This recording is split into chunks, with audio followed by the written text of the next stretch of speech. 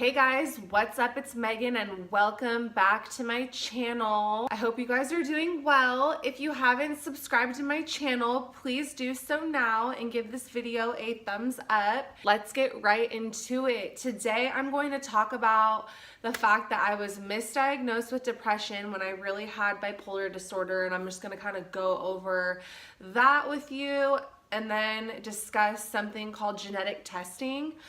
I learned about genetic testing after I was misdiagnosed, so I want to put the message out there so people can avoid going through what I had to go through. Okay, so when I got really sick to the point where I couldn't go on anymore and I had to take a leave of absence from work, I was depressed initially. And so when I went to go see the doctor, I went in for insomnia because I wasn't even convinced that I had depression. I just knew that I wasn't sleeping.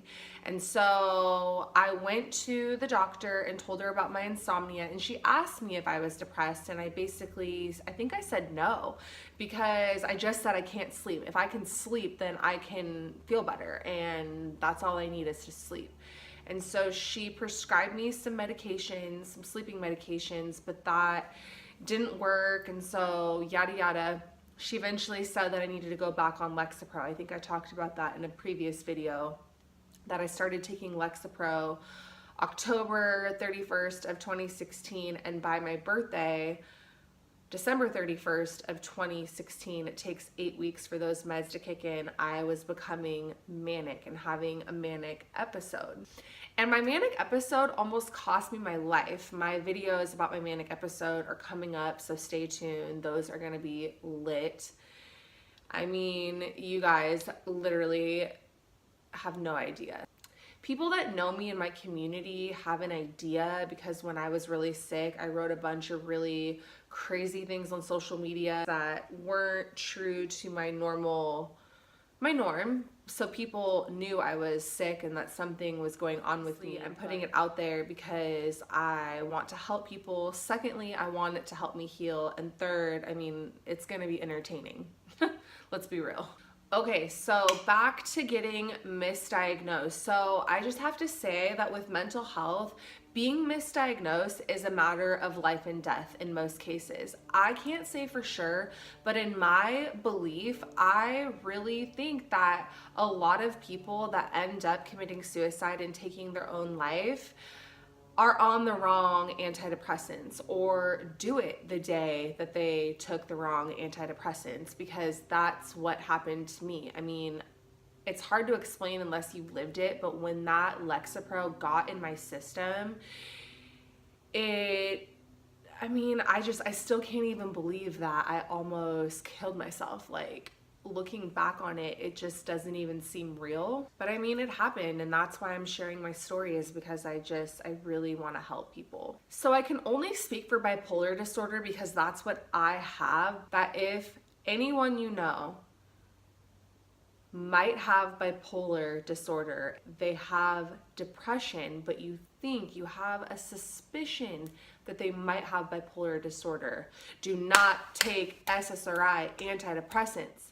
The SSRI antidepressants can induce a manic episode, which a manic episode is so dangerous, you guys. Like, oh my gosh, I cannot tell you how many cars I got into with people I didn't know, how many people I let close to me that I didn't know, how many just terrible choices I was making constantly that could have had me murdered, raped, or seriously injured. So yeah, a manic episode can be extremely dangerous. You can also have legal consequences. I mean, I went to jail 3 freaking times when I was sick, and that wasn't fun, cleaning up that mess and having to go to court and stuff. I mean, before my manic episode, I had never been in trouble with the law.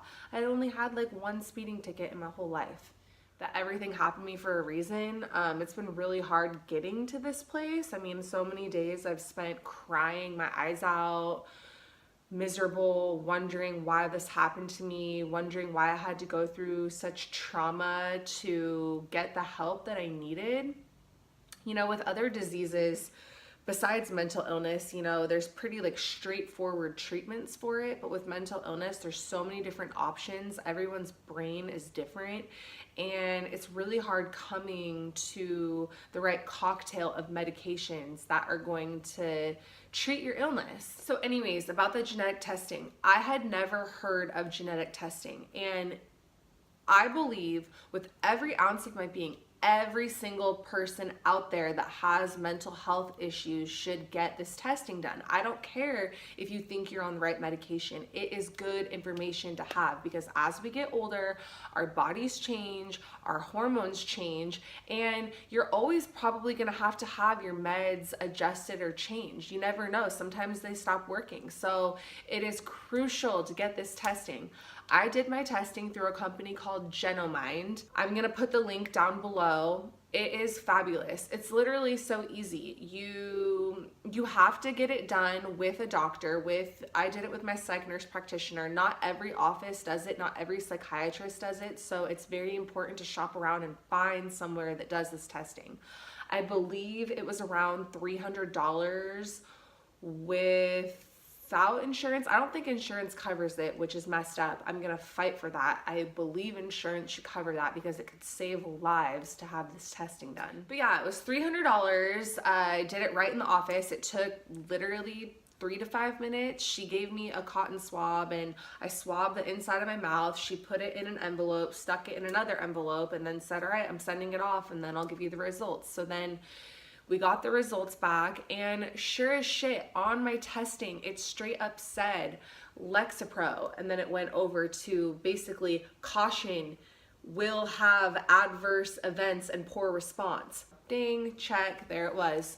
So had I done this testing before I was prescribed Lexapro, basically none of that would have happened to me. So it's extremely disappointing, and I've forgiven that situation. I had a really, really hard time forgiving my doctor for not suggesting that I take that test, because come to find out that testing was always available the whole time, which is very hard for me. It's still hard for me because I try not to feel sorry for myself. Everything that's happened to me has made me a better person in every way, shape, and form. So for that, I'm grateful. I've actually done some work with Genomind. They're a really great company, and I told them my story, and they thought that it was really amazing. And so they had me on a podcast, which was really cool. They had a local newspaper in my area write an article about me, which was really cool. So if you are experiencing mental health issues, or if someone you love is experiencing mental health issues and you kind of don't really know what's going on, they haven't been diagnosed with anything, they've never been on medication, do your research. There's a lot of people in my life that suspected that I had bipolar disorder, or they thought I had borderline personality disorder, but they were afraid to talk to me about it, which I get it, it hurts to know that they thought that, and then I went through all of that and no one told me. There was not even like an opportunity, I don't know, if they would have talked to me about it and I was like all mad at them and told them basically to fuck off and everything happened to me, that'd be one thing. But the fact that no one even tried to talk to me about it and I went through everything has been another thing that's been really hard for me to forgive. An example of a way that you could handle it, and this is coming from my opinion, my perspective of someone that lived it. If I saw someone sick and I thought that they had bipolar disorder or whatnot, I would, first of all, like in my video before on how to help someone with depression, I would, contact them, reach out to them, ask them if there's any way that I could support them, what could I do? And then I would encourage them maybe to go see a doctor. I would maybe help them research some doctors in the area that have good reviews, and then prior to their appointment, I would try to get coffee with them or go to their house and be like, hey, there are lots of different forms of mental illness, not just depression. And so let's go ahead and look at anxiety, schizophrenia, bipolar, borderline, and just kind of go over it and see if you maybe feel like you resonate with any of these, or if any of these symptoms you think that you're displaying them. you know, the person might not react well, which is always, there's always a risk in that, but you also could save their life. It's funny, after you get diagnosed and then you look back on your life, you're like, how did I not know I had this for so long?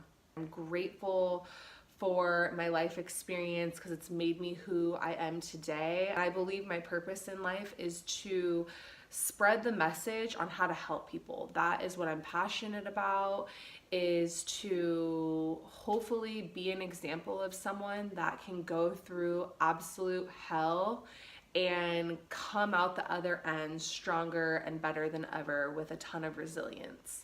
So anyways, guys, that's my video on being misdiagnosed. To wrap things up, it is so important to do genetic testing. Again, I will link the Genomind link down below so you can check that out and ask your doctor if they do it, and if not, look around for another doctor that does it, because it is so important. The genetic testing can save time. You don't have to trial and error. You don't need to be a guinea pig anymore. You don't need to, you know, suffer. You can just skip all the tough shit and go right to trying the medications that are genetically proven to work for your brain chemistry. Another hopeful takeaway from this video is to educate yourself on mental illness and to have the courage to have that conversation with the people in your life that you care about that are struggling. There's ways to go about it to put the ball in their court, you know, to just say, hey, like, here's some information, like, we're going to the doctor this week, you have an appointment, there's possibilities of illnesses besides just depression, like, do you have any symptoms with these illnesses? And then put the ball in their court that, like, they can decide from there what their next move is. You know, mental illness is so serious. People take their lives over it every day.